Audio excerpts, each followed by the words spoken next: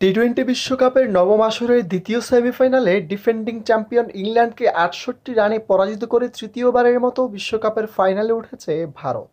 এই ম্যাচে ব্যাট হাতে সামনে থেকে দলকে নেতৃত্ব দিয়েছেন অধিনায়ক রোহিত শর্মা।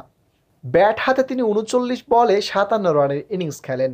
ইনিংসটিকে তিনি সাজিয়েছেন ৬টি চার ও ২টি ছক্কায়।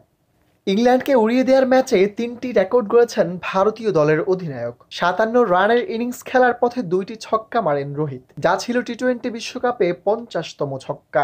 বিশ্বের দ্বিতীয় ব্যাটার হিসেবে টি-টোয়েন্টি বিশ্বকাপে ৫০টি ছক্কা মারার কীর্তি গড়েছেন তিনি। তার সামনে রয়েছেন কেবলমাত্র ওয়েস্ট ইন্ডিজের সাবেক ব্যাটার ক্রিস গেইল, যার ছক্কার সংখ্যা ৬৩টি। রোহিতের দ্বিতীয় কীর্তিটি হলো এদিন প্রথম ভারতীয় অধিনায়ক হিসেবে টি-টোয়েন্টি বিশ্বকাপের কোনো নকআউট ম্যাচে অর্ধশত রানের দেখা পেলেন। এর আগে ভারতের কোনো অধিনায়ক ২০ ওভারের বিশ্বকাপের নকআউট ম্যাচে ৫০ বা তার বেশি রানের ইনিংস খেলতে পারেননি। গায়ানার ২২ গজে ইংল্যান্ডের অলরাউন্ডার স্যাম কারেনের বল সুইপ করে ফাইন লেগে ছক্কা মেরে অর্ধশত রান পূর্ণ করেন রোহিত শর্মা। এই ছক্কাতেই একসঙ্গে দুটি কীর্তি করেছেন তিনি। আর তৃতীয় কীর্তিটি হলো অধিনায়ক হিসেবে সর্বোচ্চ জয়ের রেকর্ড এককভাবে নিজের করে নিয়েছেন ভারতের হিটম্যান।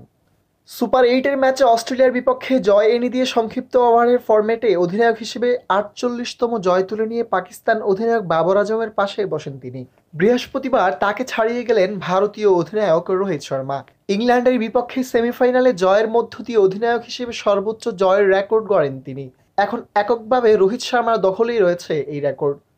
রোহিত ৬১টি ম্যাচে নেতৃত্ব দিয়ে ৪৯টি জয় তুলে নিয়েছেন।